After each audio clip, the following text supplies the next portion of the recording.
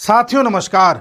साथियों, पिछले 2-3 दिन में दुनिया में जो भी घटनाएं घटित हुई हैं, आज इस वीडियो में हम सभी घटनाओं का जिक्र करेंगे। कई सारे टॉपिक्स पर डिस्कशन होने वाला है। एक एक करके सब चीज़ों को देखेंगे कि कैसे कई चीज़ें इंटरलिंक्ड हैं और ग्लोबल ऑर्डर किस तरह से चेंज हो रहा है। इंडिया कई जगह पर देखने को मिल रहा है, कई ग्रुप्स में देखने को नहीं भी मिल रहा है। ट्रंप को हर दिन एक नया ख्याल आता है, हर चीज़ पर डिस्कशन होगा। आइए स्टार्ट करते हैं। सबसे पहले स्टार्ट करते हैं जो फिल्म अभी चर्चा में है, धुरंधर को लेकर के ज़्यादातर लोग काफ़ी पॉजिटिव हैं, काफ़ी अच्छी फिल्म बता रहे हैं। जाहिर सी बात है, इसमें पाकिस्तान को रेला गया है तो कई लोगों को दिक्कत भी हो रही है। और हमारे देश में कुछ लेफ्टिस्ट लोग हैं, पूरा का पूरा लेफ्टिस्ट इकोसिस्टम बिल्कुल परेशान आ चुका है कि भाई ऐसे कैसे इस फिल्म में दिखा दिया, ये तो एंटी पाकिस्तान फिल्म है, ये तो प्रोपेगेंडा फिल्म है। किस तरह से लेफ्टिस्ट लोग रो रहे हैं उस पर भी चर्चा करेंगे और ये भी बताएंगे कि किस तरह से कुछ देशों ने इस फिल्म को बैन कर दिया है। तो सबसे पहले बात करते हैं कुछ देशों की जिन्होंने इस फिल्म को बैन कर दिया है। इस फिल्म को लेकर के अलग अलग देशों की अलग अलग राय है, लेकिन जितनी भी गल्फ कंट्रीज़ हैं, जैसे आप देख रहे हो कुवैत हो गया। देखो, गल्फ का मतलब होता है ये जो पूरा आप देख रहे हो ये पर्शियन गल्फ है। इस पर्शियन गल्फ को टच करने वाले जो देश हैं उन्हें गल्फ कंट्रीज़ कहा जाता है। गल्फ का मतलब होता है एक ऐसी पानी की बॉडी जो 3 तरफ लैंड से घिरी हो, यहाँ भी लैंड, यहाँ भी लैंड, यहाँ भी लैंड, उसे गल्फ कहा जाता है। ऐसी बेबी होती है, दोनों में बस साइज का अंतर है। तो इस गल्फ में कुवैत को देख रहे हैं आप, बहरीन को देख रहे हैं, कतर को देख रहे हैं, यूएई को देख रहे हैं, इधर ओमान को देख रहे हैं और सऊदी को देख रहे हैं। ये सब गल्फ कंट्रीज़ कही जाती हैं। इनमें से 6 देशों ने इसको बैन कर दिया है। कई लोग कह रहे हैं कि इस फिल्म को बैन करने से इन देशों का और भारत का संबंध भी तो खराब हो रहा है। भारत की डिप्लोमेसी अब किस काम आ रही है, इन देशों में पिक्चर को रिलीज़ नहीं करवा पा रहे हैं। ये सब लोग पाकिस्तान के फ्रेंडली देश नज़र आ रहे हैं और सभी ने ये कहा है कि इस फिल्म में एंटी पाकिस्तान सेंटीमेंट दिखाएं, इसलिए हम इसको बैन कर रहे हैं। भारत की डिप्लोमेसी का क्या हुआ, मोदी की डिप्लोमेसी का क्या हुआ, इस तरह की बातें करी जा रही हैं। तो देखिए, सबसे पहली बात तो ये है कि हाँ, ये बात सही है कि इन देशों का ये एक दोगलापन है कि अगर पाकिस्तान में कोई फिल्म ऐसी बनती है जिसमें एंटी इंडिया सेंटीमेंट्स दिखाए जाते हैं तो उसको तो यहाँ रिलीज होने दिया जाता है, लेकिन भारत में फिल्म ऐसी बन रही है जिसमें सच्चाई दिखाई है पाकिस्तान की, उसको ये रिलीज़ नहीं होने दे रहे हैं। इस फिल्म में, धुरंधर फिल्म में, केवल और केवल पाकिस्तान की सच्चाई दिखाई है, जिसको कुछ देशों के साथ साथ हमारे देश में कुछ लेफ्टिस्ट लोग भी बर्दाश्त नहीं कर पा रहे हैं। इस फिल्म को लेकर के जो लोगों की अलग अलग राय आ रही है, उससे आप समझ सकते हैं कि किस तरह से बॉलीवुड में नेक्सस चलता है। मैं कई दफ़ा आप लोगों से जिक्र कर चुका हूं कि इस देश में और दुनिया में भी, मैं पहले देश की बात कर रहा हूं, कि हर क्षेत्र में नेक्सस चलता है। हर क्षेत्र में आप बॉलीवुड में देख लीजिए, नेक्सस चलता है। आप पत्रकारिता में देख लीजिए, नेक्सस चलता है। आप जुडिशरी में देख लीजिए, एडवोकेट जितने भी हैं, नेक्सस चलता है। हर जगह ऐसा नेक्सस चलता है कि अगर आपने वो नेक्सस क्रैक कर लिया तो आपके लिए वहाँ जगह पक्की हो जाएगी। अगर आप नेक्सस क्रैक नहीं कर पाए तो ज़िंदगी भर आपको काम नहीं मिलेगा। तो ये बॉलीवुड में भी होता आया है। 1960 के दशक से बॉलीवुड में जानबूझ करके इस तरह की फिल्में बनाई गई हैं, इस तरह के कंटेंट को दिखाया गया है कि हमारे अंदर एक विशेष प्रकार की सोच डेवलप हो जाए। आप गौर करिए, जब अमिताभ बच्चन की फिल्में आती थी 1970 के दशक में, तब अमिताभ बच्चन को एक आम मजदूर दिखाया जाता था। ठीक है, दीवार फिल्म में देखिए या अन्य फिल्मों में भी देखिए, एक आम मजदूर जो नाराज़ है मालिक से, एस्टैब्लिशमेंट से, और डायलॉग इस तरह के लिखे जाते थे, मैं आज भी फेंके हुए पैसा नहीं उठाता, तुम लोग मेरा वहाँ इंतजार कर रहे हो, मैं यहाँ बैठा हुआ हूँ, इस तरह से जो भी है।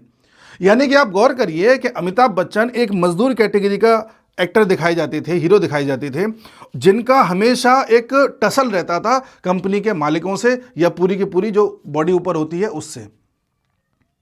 इस बात को देख करके भारत के कुछ लोग खुश भी होते थे क्योंकि वो भी उस क्लास के थे, और कुछ लोग इससे प्रेरित होते थे, और धीरे धीरे हमारे दिमाग में एक धारणा बनती चली गई कि यार जितने भी ये कंपनी के मालिक टाइप के लोग होते हैं ये तो गड़बड़ ही होते हैं। और करते करते करते करते आज हम वहाँ के खड़े हो गए हैं कि हम किसी भी कैपिटलिस्ट आदमी को देखते हैं, किसी भी बड़े व्यापारी को देखते हैं तो उसे गाली ही देते हैं। हमें लगता है ये पैसे वाला है तो बुराई होगा। आप खुद देखिए धारणा जो बनी है। जबकि अमेरिका में अलग बात है, वहाँ लोग पैसे वाला बनना चाहते हैं, वहाँ कोई इलॉन मस्क बनना चाहता है, कोई वहाँ पे मार्क जकरबर्ग बनना चाहता है, कोई जेफ बेजोस बनना चाहता है, कोई स्टीव जॉब्स बनना चाहता है। वहाँ क्यों इतने कैपिटलिस्ट लोग तैयार होते हैं? क्योंकि वहाँ पर उस चीज़ को सराहा जाता है, हमारे यहाँ गाली दी जाती है। तो विद द टाइम क्या हुआ था, हमारे देश में जो सोशलिस्ट भावना को थोपने का प्रयास किया जा रहा था अलग अलग तरीकों के द्वारा, उसमें एक फिल्म भी थी, बॉलीवुड भी था, जिसके जरिए हमको ये दर्शाया जा रहा था, हमारे दिमाग में ये बिठाया जा रहा था कि भाई जितने भी पैसे वाले होते हैं, कैपिटलिस्ट होते हैं, तो बेकारी होते हैं। इसलिए आप फिल्मों का एक्टर उस जमाने में देखिए, ज्यादातर ऐसे निकलेंगे जो किसी गरीब तबके से आते हैं और किसी अमीर तबके से लड़ रहे हैं, या फिर एक्टर ऐसा होगा जो किसी लड़की से शादी करना चाहता होगा, वो लड़की किसी अमीर बाप की बेटी होगी, वो बाप बार बार उसमें शादी में दखल दे रहा होगा, होने नहीं दे रहा होगा, फिर जैसे तैसे वो गरीब हीरो उससे लड़ करके कैसे भी शादी कर लेता है।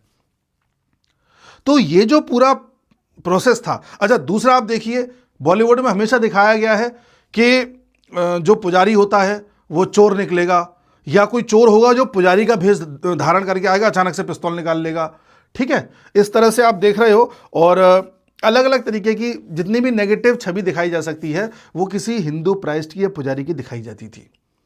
इसलिए आप देखिए एक छवि बनी विद द टाइम कि हम स्कूल में जाते थे और तिलक लगा के जाएं तो हमें लगता था तिलक लगाने से कुछ गड़बड़ हो रहा है, इसे मिटा दो।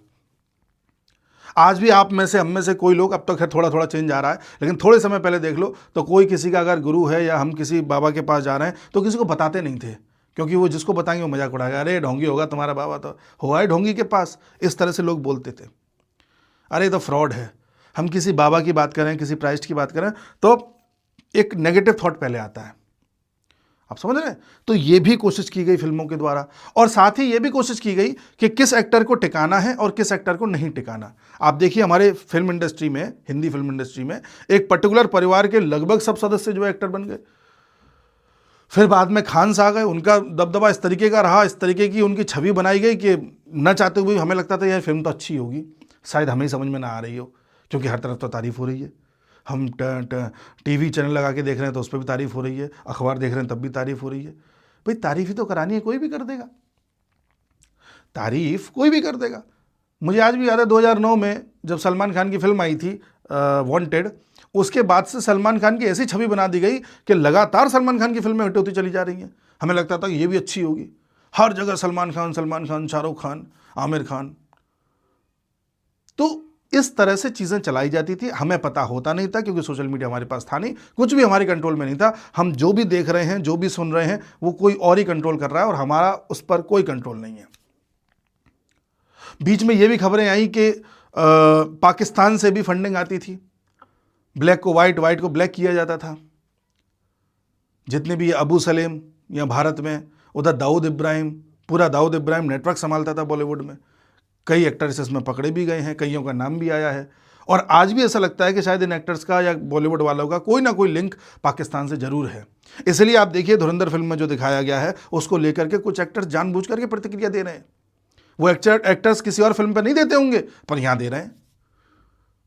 धीरे धीरे सारे धागे खुलेंगे सोशल मीडिया के आने से, और विशेष तौर से लोगों का टेस्ट बदल जाने से, अच्छे कंटेंट को कंज्यूम करने की आदत पड़ जाने से लोग अब उसी कंटेंट को वैल्यू करेंगे जो वास्तव में अच्छा होगा, और जो इस तरीके का नेक्सस चलाते हैं ये अपने आप छन के बाहर आ जाएंगे, आप देखिएगा।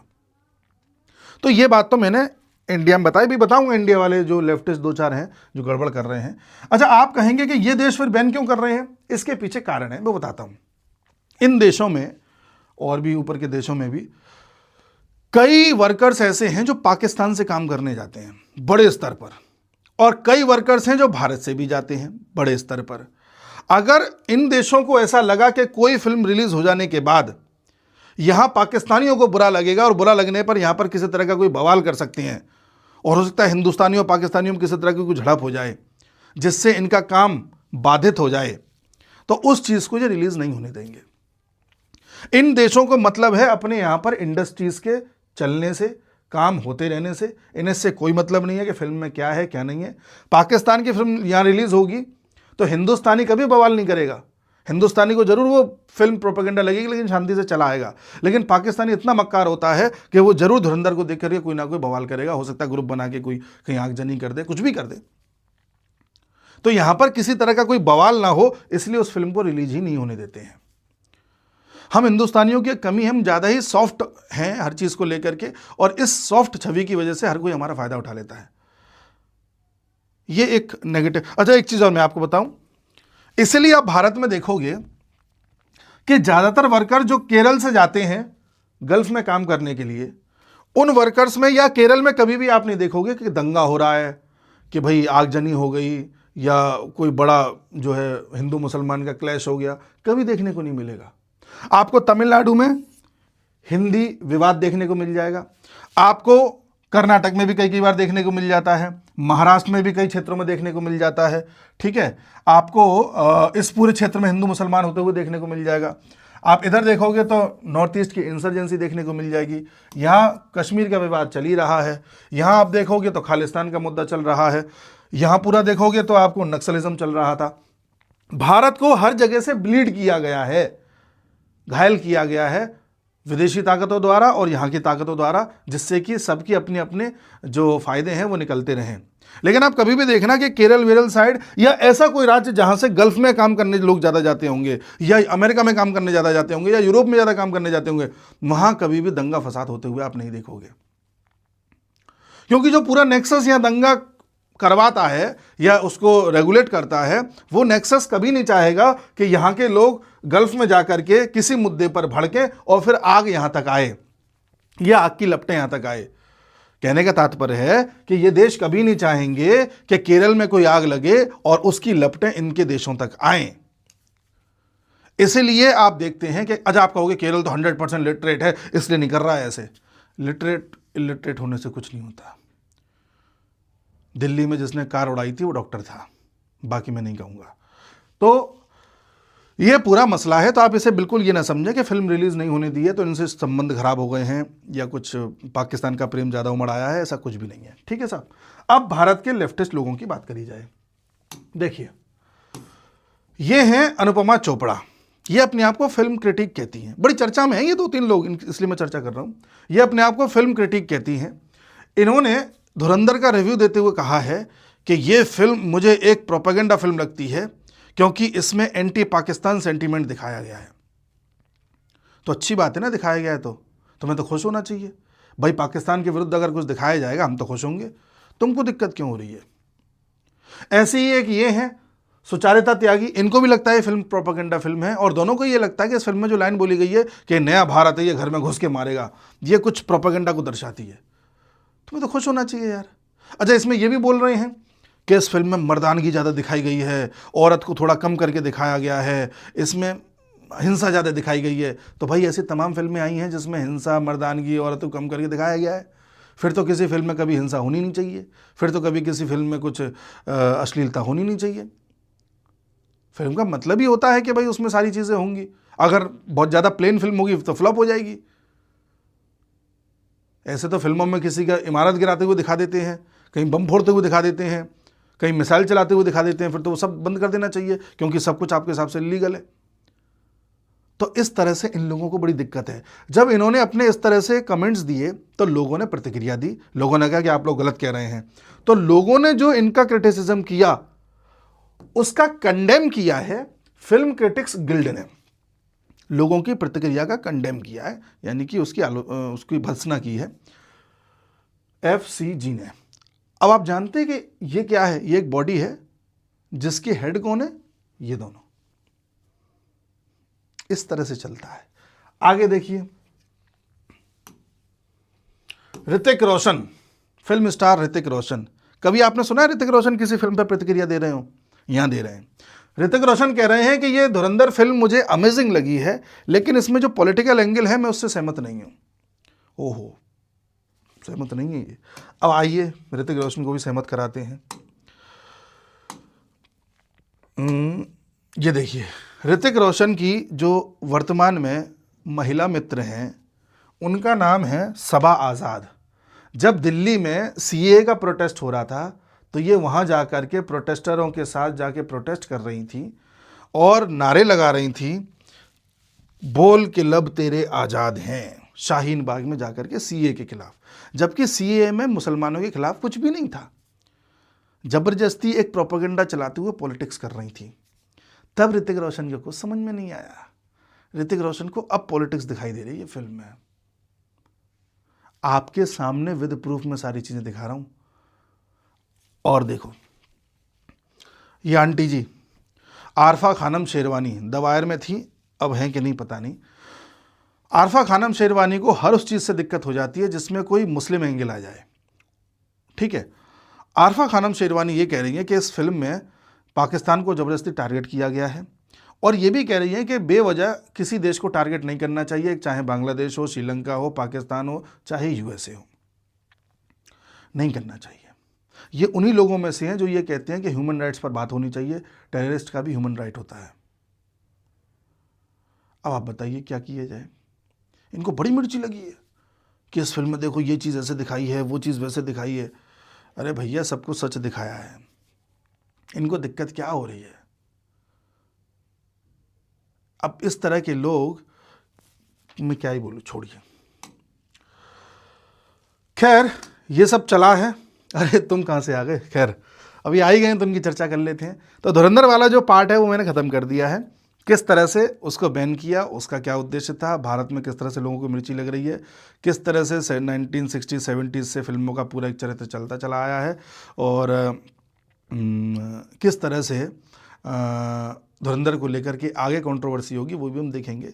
अब आप परतें खुलती जाएंगी, आप देखते जाइएगा बस, ठीक है। अब आते हैं इनके पास।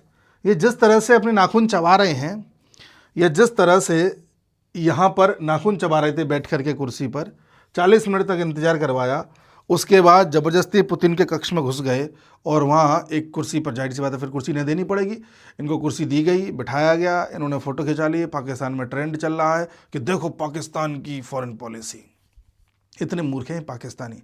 तो ये वाक़या तो आपने सुन लिया होगा, इसको तो मैं क्या ही चर्चा करूँ और क्या ही दिखाऊँ। मैं ये बताता हूँ इस वाक़या हुआ कहाँ था और वो क्या बवाल है। ये जो वाक़या है ये तुर्कमेनिस्तान में हुआ था, ये भी आपको पता होगा। तुर्कमेनिस्तान में एनुअल मीट हो रही थी, समिट हो रही थी। तुर्कमेनिस्तान दुनिया का इकलौता देश है जो अपने आप को न्यूट्रल कहता है, जिस देश में किसी दूसरे देश का कोई मिलिट्री बेस नहीं है, जो देश किसी दूसरे देश के साथ कोई अलायंस नहीं किया हुआ है, मतलब अपने न्यूट्रल है, उसे किसी से कोई मतलब नहीं है। तो अपनी इस न्यूट्रलिटी को, अपनी इस पीस को, शांति को सेलिब्रेट करता है एक एनुअल मीट के तौर पर, जिसमें वो हर साल कुछ देशों को बुलाता है, जिसमें ख़ास तौर पर वो देश होते हैं जो इसके पड़ोसी देश होते हैं, उनको ये अपने यहाँ बुलाता है। अब जाहिर सी बात है कि इसमें कुछ पड़ोसी देश नहीं भी हैं, उनको ही बुलाया गया है, तो इनका अपना एक अलायंस है, उसको उसके तौर पर बुलाया जाता है। जिसको नहीं बुलाया वो ये ना समझे कि उससे संबंध खराब हो गए, ऐसा कुछ नहीं है। तो तुर्कमेनिस्तान में, इस देश में पुतिन भी गए हुए थे, यहाँ पर किर्गिस्तान, ताजिकिस्तान के राष्ट्राध्यक्ष भी आए हुए थे, उज्बेकिस्तान के भी आए हुए थे, टर्की के भी आए हुए थे, ईरान के भी आए हुए थे, और कजाकिस्तान के भी आए हुए थे। म्यांमार को भी बुलवाया गया था। तो यहाँ के राष्ट्राध्यक्ष यहाँ आए हुए थे, बातचीत चल रही थी, और वहाँ पर ये पाकिस्तान का प्रधानमंत्री अपनी बेइज्जती कराया है, वो छोड़ो उसे। तुर्कमेनिस्तान में पुतिन लगातार जा रहे हैं, पिछले साल भी गए, इस साल भी गए। इतने इंटरेस्टेड क्यों हैं? और तुर्कमेनिस्तान तो खुद को न्यूट्रल कह रहा है। अब आप याद करो, मैं वीडियोस में आपको कुछ बातें बताता था, 2 बातें मैंने लगातार बताई हैं आपको। मैंने कहा है कि दुनिया में आपको अगर ये पता करना हो कि अगला लड़ाई झगड़े का केंद्र कौन सा होगा, तो ये देख लेना वहाँ पर कहीं तेल या गैस तो नहीं पाया जाता, और या फिर वहाँ पर कोई रेयर अर्थ मिनरल्स या ऐसे मिनरल्स तो नहीं पाए जाते जो फ्यूचर टेक्नोलॉजी से संबंधित है। ये मैंने आपसे कहा है। और मैंने आपसे ये भी कहा है कि ट्रंप अभी जिन देशों के पीछे पड़े हुए हैं वो गैस के भंडार रखते हैं अपने पास। ये बताया था मैंने आपको। गैस के भंडार के मामले में कुछ देश जो सबसे ज़्यादा आगे हैं उनमें रशिया है, ईरान है, यूएसए के पास भी है, वेनेजुला है, और आपका तुर्कमेनिस्तान भी है। ठीक है, तुर्कमेनिस्तान भी है, याद कीजिए। रशिया पर सैंक्शन है यूएसए के, ईरान पर सैंक्शन है यूएसए के, वेनेजुला के पीछे यूएसए पड़ा ही हुआ है, ये आप जान ही रहे हैं। अब बचा तुर्कमेनिस्तान, जिस पर अभी कोई सैंक्शन वैंक्शन जैसी स्थिति आई नहीं है। तो Turkmenistan, Uzbekistan, Kyrgyzstan, Tajikistan, Kazakhstan, ये सब मिलकर के पहले यूएसएसआर का ही हिस्सा हुआ करते थे। ठीक है, यूएसएसआर जब टूटा था तो उसके बाद ये सब देश बने, सेंट्रल एशिया के देश कहलाते हैं, ये मध्य एशिया के देश कहलाते हैं। ये उसके बाद बने हैं। रशिया ने ये कोशिश करी है कि जब से ये टूट के अलग हुए हैं यूएसएसआर से, तब से रशिया कोशिश करता है कि सब के सब रशिया के प्रति पॉजिटिव रहें और कुछ ना हो तो कम से कम न्यूट्रल तो रहें, लेकिन रशिया पॉजिटिव रखने की कोशिश करता है। रशिया कभी नहीं चाहेगा कि इनमें से कोई एक प्लेयर ऐसा निकल जाए जो अमेरिका की कंपनीज के साथ बड़े स्तर पर कोई करार कर ले। हालांकि अमेरिका की कुछ कंपनीज यहां पर काम कर रही हैं, लेकिन रशिया नहीं चाहेगा कि यहां पर बड़ा शेयर अमेरिकन कंपनीज को मिल जाए। इसलिए रशिया इन देशों के साथ समय समय पर बैठक करता रहता है, जबकि रशिया के पास खुद के पास अपने पास बहुत भंडार है। तो तुर्कमेनिस्तान में बैठक करने जाना पुतिन के लिए जरूरी इसलिए है ताकि तुर्कमेनिस्तान के राष्ट्रपति को यह पता चलना चाहिए कि पुतिन जैसा राष्ट्राध्यक्ष उनके यहां आना पसंद करता है, लगातार आना पसंद करता है, तो कभी भी तुर्कमेनिस्तान अमेरिका के पाले में ना चला जाए। ये एक कोशिश है। दूसरी कोशिश ये है कि चाइना जो एक रूट बनाने की कोशिश कर रहा है, यहाँ से BRI एक सड़क बनाने की कोशिश कर रहा है सेंट्रल एशिया की तरफ से, तो अमेरिका की पूरी कोशिश है कि इन सेंट्रल एशिया के देशों पर वो कब्जा करके रखे या किसी तरह से यहाँ पर कोई ऐसी पकड़ बना ले अमेरिका कि जब चाहे तब डिस्टर्बेंस क्रिएट कर सके। इसलिए एक कारण ये भी है अमेरिका अफगानिस्तान में बार बार आना चाहता है, वापस आना चाहता है ना अमेरिका अफगानिस्तान में। वो इसलिए आना चाहता है क्योंकि फिर तालिबान के माध्यम से वो सेंट्रल एशिया में जब चाहे तब कोई ना कोई डिस्टर्बेंस क्रिएट करता रहे, जिससे चाइना का ये मार्ग तैयार ना हो पाए। आप समझ रहे हैं? तो अमेरिका इस सेंट्रल एशिया में अपनी छाप छोड़ना चाह रहा है, बड़ा बेसब्र है, और रशिया ये होने नहीं देना चाहता, इसलिए रशिया इसको ज्यादा भाव दे रहा है। आपने रिसेंटली सुना होगा ट्रंप ने वापस बोला है कि हमें अफगानिस्तान में अपनी फौज भेजनी है, और अफगानिस्तान के बगराम एयरबेस के पीछे किस तरह से पड़ा हुआ है वो किसी से छुपा नहीं है। ठीक है जी। तो सेंट्रल एशिया में पुतिन इसलिए अपनी दखलंदाजी ज़्यादा रख रहे हैं कि सेंट्रल एशिया में किसी भी तरीके से अमेरिका अपनी पकड़ न बनाए, इसलिए ये मीटिंग में गए थे। एक चीज़ और, तुर्कमेनिस्तान से हम गैस लेते हैं, ठीक है, वो गैस और आसानी से हम ले सकें इसके लिए एक पाइपलाइन तैयार हो रही है, वो लगभग हो गई है, जिसे तापी पाइपलाइन बोलते हैं, TAPI। इसका मतलब है तुर्कमेनिस्तान, अफगानिस्तान, पाकिस्तान, इंडिया, ना चाहते हुए भी पाकिस्तान से होकर के निकाली है वो, और पाकिस्तान को भी देनी पड़ रही है गैस, उसमें से पैसा देगा वो, फ्री में नहीं है, बट हाँ जो लागत मूल्य वो पाकिस्तान से नहीं लिया है, नहीं लिया सॉरी, पहले नहीं ले रहे थे, फिर बाद में लिया है, तो उससे लागत मूल्य भी लिया है, उससे गैस का मूल्य भी लेंगे। तो एक पाइपलाइन तैयार हो रही है, तो तुर्कमेनिस्तान से हमारे इस लेवल के संबंध है कि हम पाइपलाइन से गैस ले रहे हैं, तो कोई ये ना समझे कि तुर्कमेनिस्तान हमें नहीं बुला रहा क्या। ठीक है, तो इस मीटिंग का मकसद ये था तुर्कमेनिस्तान वाली का। अब एक चीज, अगला टॉपिक, एक सेकंड,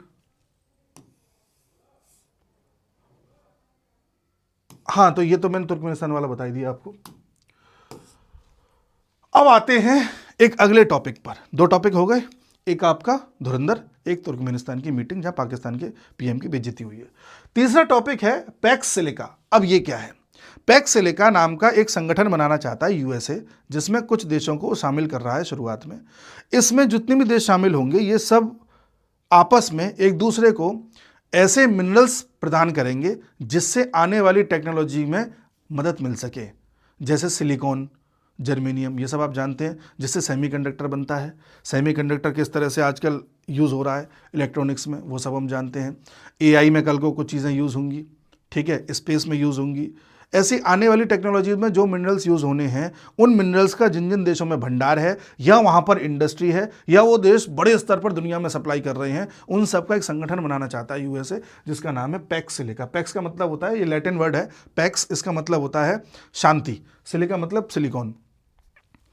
तो साहब इन देशों में एक पूरा, अगर ये देश सब इकट्ठे हो जाते हैं तो कल को अगर चाइना पूरी दुनिया में अपनी सप्लाई रोक भी दे तब भी दुनिया का काम चलता रहेगा। अभी सेमीकंडक्टर के मामले में या इस मिनरल की सप्लाई करने के मामले में चाइना दुनिया में अपने आप को डोमिनेट करता है। तो USA चाहता है कि चाइना का डोमिनेंस खत्म हो जाए, इसलिए ये संगठन बनाया गया है। भारत में इसका विरोध हो रहा है कि इस संगठन में भारत को नहीं रखा है, हमारी फॉरेन पॉलिसी फेल हो गई है, जो कि होता है। पर भारत को क्यों नहीं रखा है? क्योंकि भारत अभी इस सप्लाई चेन का कोई बहुत बड़ा एक्सपोर्टर नहीं है, और ना ही इतनी बड़ी इंडस्ट्री हमारे यहाँ बन चुकी है कि हम उसमें कोई मदद कर पाएंगे।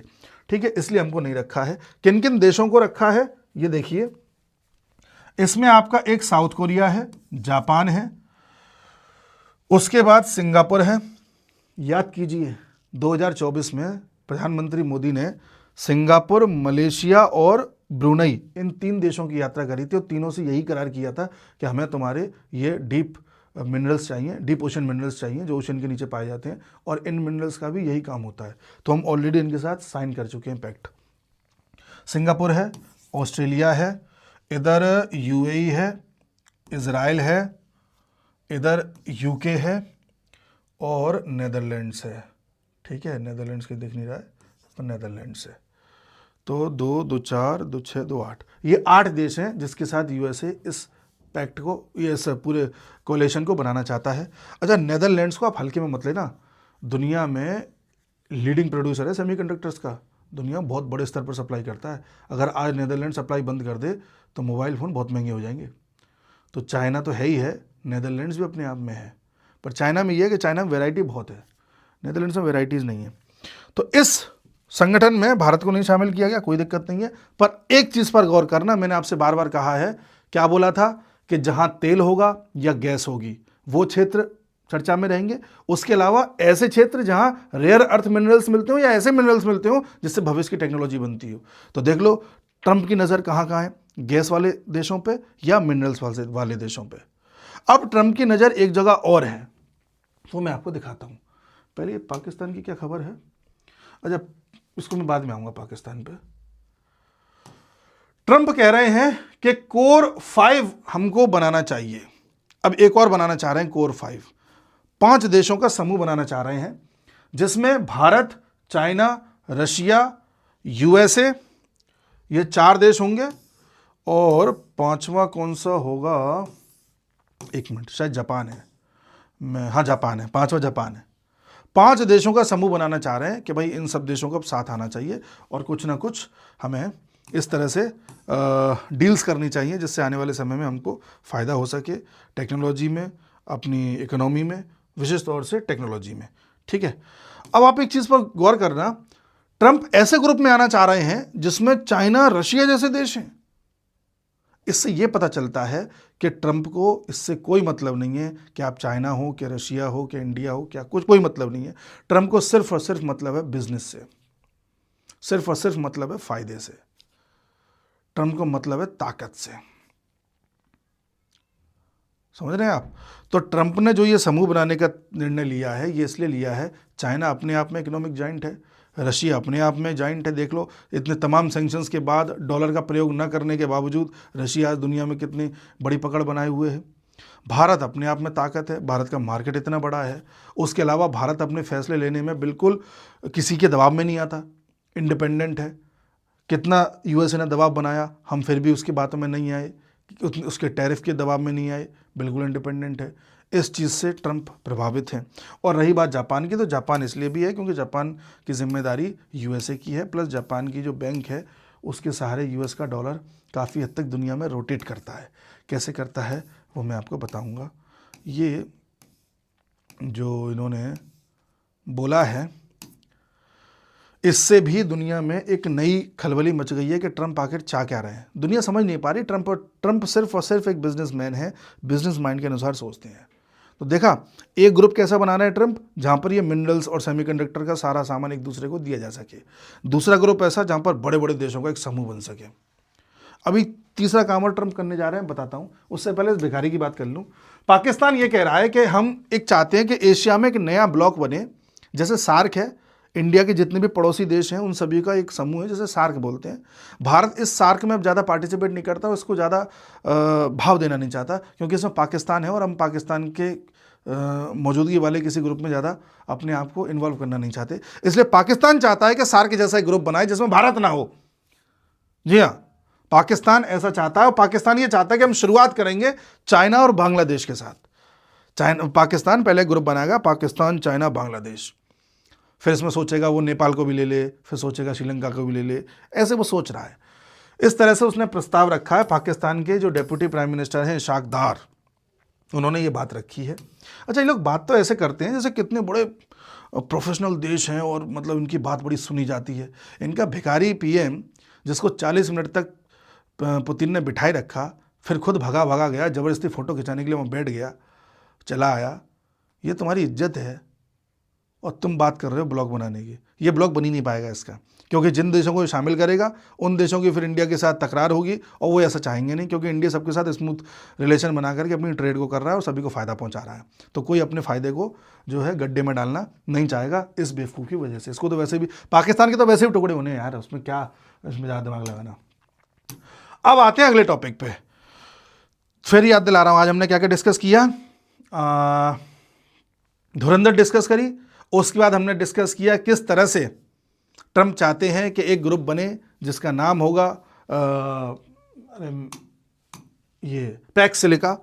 उसके बाद तीसरा हमने डिस्कस किया कि ट्रंप चाहते हैं कि एक ग्रुप और बने जिसका नाम होगा core 5।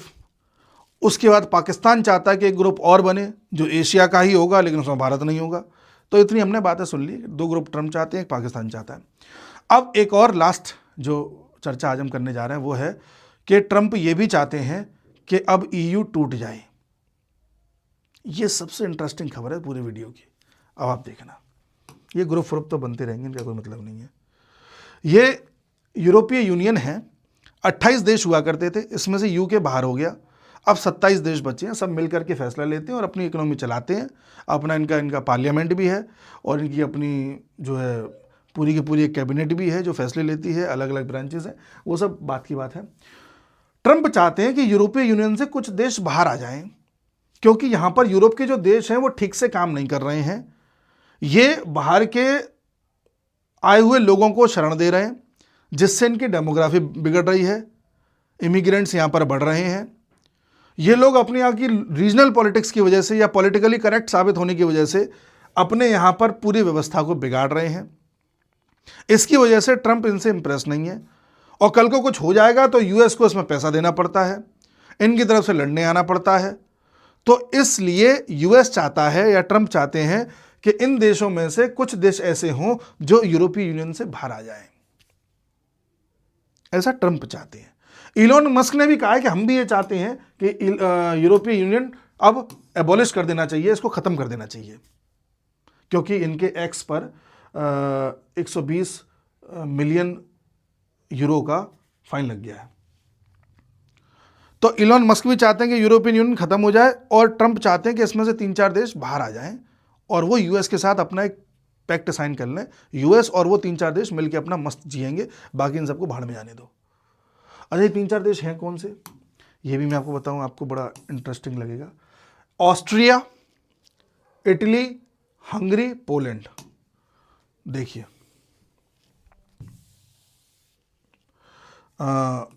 Poland, Austria, Hungary, Italy.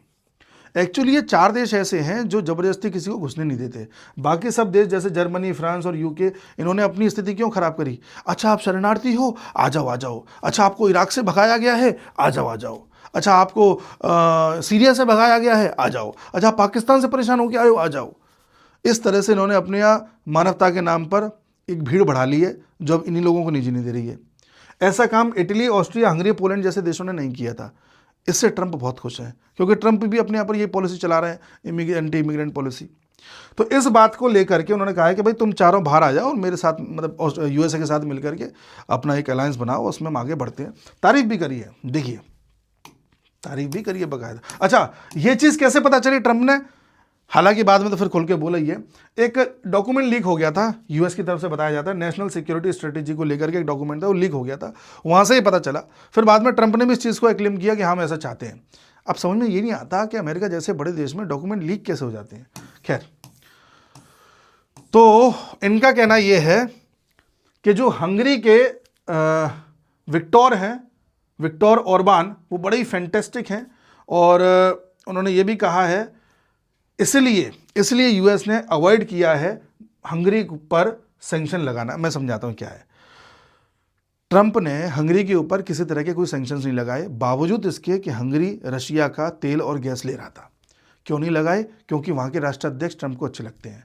क्यों अच्छे लगते हैं? क्योंकि उनकी पॉलिसी अच्छी है, इमिग्रेंट्स वगैरह को नहीं आने देते।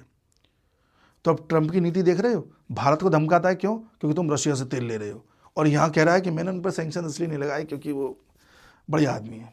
ठीक है। ऐसे ही पोलैंड के प्रेसिडेंट के बारे में भी उन्होंने कहा है कि उनसे मेरा बॉन्ड बहुत अच्छा है, और जॉर्जिया मेलोनी इटली की, उनसे भी बात, उनके बारे में बोला कि फैंटास्टिक वुमेन है जो अच्छी तरीके से चला रही हैं। बाकी उन्होंने कहा है कि वहाँ पर सभी देश एक दूसरे देशों के जो राष्ट्राध्यक्ष हैं वो पॉलिटिकली करेक्ट होने के चक्कर में अपने देशों का सत्यानाश कर रहे हैं, इसलिए मैं चाहता हूँ कि तुम चारों बाहर आ जाओ। तो ये बात आपने सुन ली। अब अगली बात सुनिए। ये तस्वीर मैंने क्यों निकाली है? जो हमारे इस चैनल को, वर्ल्ड अफेयर्स इनसाइट्स को पिछले 1.5 साल से फॉलो कर रहे हैं, एटलीस्ट 1.5 साल से, तो उनको ये पता होगा कि मैंने न जाने कितनी बार ये बात कही है कि इस इंसान का सिर्फ और सिर्फ एक उद्देश्य है कि यूरोप को बर्बाद करना और धीरे धीरे फिर यूएसए को भी बर्बाद कर देना। जो पुराने लोग जुड़े हुए हैं वो जानते हैं इस बात को। अब आप एक बात बताओ, जब हमने आपसे ये कहा कि ट्रंप चाहते हैं कि यूरोपीय यूनियन टूट जाए, एलन मस्क चाहते हैं कि यूरोपीय यूनियन खत्म ही हो जाए, तो आपको नहीं लगता कि इस इंसान की जो मंशा थी अब वो सच होती दिखाई दे रही है? इसे कहते हैं व्लादिमीर पुतिन। इस इंसान ने ये फैसला न जाने कितने साल पहले ले लिया होगा, लेकिन कार्रवाई स्टार्ट करी 2022 से, जब यूक्रेन पर हमला किया। बार बार जो रशिया यूक्रेन की डील सामने आती है कि अमेरिका इस पर मंजूर हो गया है, यूरोप इस पर मंजूर हो गया है, उसमें इतना तो सुनने को आता है कि यूक्रेन का 20% इलाका तो अब रशिया का हो ही गया है। रशिया कहता है कि नहीं, बाकी पे भी जहां जहां हम अपने प्रेजेंस बना चुके हैं वो भी चाहिए हमको। तो यूक्रेन तो गया। यूरोप के बाकी देश ये कहते हैं कि भैया यूक्रेन तुम्हें जो करना है करो, हम तुमको थोड़ा बहुत पैसा दे देंगे, लेकिन तुम्हारे बिहाफ पे लड़ने नहीं आएंगे यार, तुम बर्बाद होना जाओ, पूरे रशिया के उसमें समा जाओ क्षेत्र में। यूरोप में अब इस तरह की बातें चल रही हैं कि यूरोप ये तक विश्वास करने को तैयार है कि रशिया अगर पूरे यूक्रेन को भी हड़प जाए तो यूरोप को कोई दिक्कत नहीं है, बस यूरोप को बख्श दे, क्योंकि रशिया ने यूरोप को वहां ले जाके खड़ा कर दिया है। इसे कहते हैं सोच। अब आप देख लीजिए किस तरह से रशिया ने युद्ध स्टार्ट किया, सैंक्शंस लगे, यहां तेल और गैस आना बंद हुआ, अन्य देशों के साथ संबंध बढ़ने लगे, इसका प्रभाव इन पर कम होने लगा। धीरे धीरे यहां पर एक ऐसा राष्ट्राध्यक्ष आ गया जो और ही साइको है, वो और इसको बर्बाद करने में लगा हुआ है। टैरिफ लगा, ये लगा, वो लगा, इनसे कह रहा है कि अब तुम टूट के अलग हो जाओ। साथ रहोगे तो ज़्यादा मजबूत रहोगे, टूटोगे तो और कमज़ोर हो जाओगे। करते करते आज स्थिति ये है कि यूरोप में तो इन 4-5 देशों में बर्बादी लाएगा ही, ये साथ में यूएस में भी ला देगा। यूएस लगभग मंदी की तरफ जा रहा है। मैंने आपसे ये भी कहा था कि साल के अंत तक यूएस वहाँ आ जाएगा जहाँ मंदी की तरफ आप इसे देखेंगे। क्रिसमस के आसपास इन दिनों यूएस के मार्केट में एकदम बूम रहता था, इस समय शांत पड़ा हुआ है। तो ये उस कदम की शुरुआत है जो कभी पुतिन ने सोचा था। कुछ हो रहा हो न हो रहा हो, पुतिन के मन का जरूर हो रहा है, ये मैं कहना चाह रहा हूं। अब पावर शिफ्ट वेस्ट से, इस पूरे वेस्ट से मेरा मतलब है यूरोप और अमेरिका से, पावर शिफ्ट अब इधर हो रहा है, रशिया, चाइना, इंडिया की तरफ। पुतिन को यह भी मंजूर है। पुतिन को पहले ने बर्बाद करना था, पावर शिफ्ट वेस्ट से ईस्ट लाना था, और ईस्ट में भी पुतिन ये चाहते हैं कि जो पूरा ग्लोबल साउथ है इसकी जो अगुवाई है वो भारत करे, चाइना ना करे, क्योंकि पुतिन को पता है चाइना जरूर से ज़्यादा मजबूत हो गया तो फिर ये रशिया के क्षेत्र पर कब्जा करने का प्रयास करेगा। ये और लंबी सोच है इनकी। तो ये चल रहा है। खैर, उम्मीद है मैं समझा पाया हूँगा अपने इस पूरे टॉपिक में जितनी भी बातें हमने करी हैं। अलग अलग टॉपिक्स मैंने यहाँ लिखे हुए थे। ट्रम्प का क्या प्लान है, तुर्कमेनिस्तान की मीटिंग क्यों हुई, यूरोप क्यों फॉल हो रहा है, धुरंधर बैन क्यों हुई, वो सारा कुछ डिस्कस किया। हम कोशिश करेंगे अब डेली इसी तरह से वीडियोस लाया करें, शाम को लाइव आया करें और आप लोगों से चर्चा भी करें और कई सारे टॉपिक्स एक साथ कवर करें, बड़ा वीडियोस बनाएं, इस तरह की कोशिश करेंगे। ठीक है, मिलते हैं अगले वीडियो में, तब तक के लिए नमस्कार।